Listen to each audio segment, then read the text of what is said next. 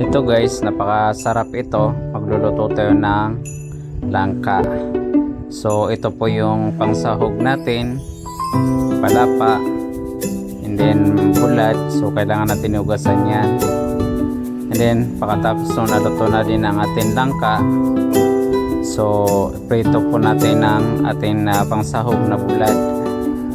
So pagkatapos yan, so naluto ng ating langka, lagyan natin ng mga pangsahog natin.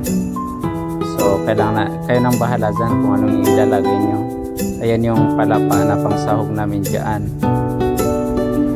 So ilagay na natin ang ating tubig at gata. So ilagay po natin naman ang ating na pritong isda. Ito yung isda or bulad.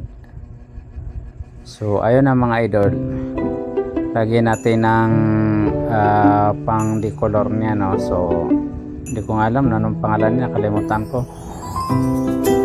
So ayan, para maging kulay ilaw na siya. Hindi pa katapos yan. So ayan, naluto na siya. Pinakuluan natin ulit. So kainan na mga idol.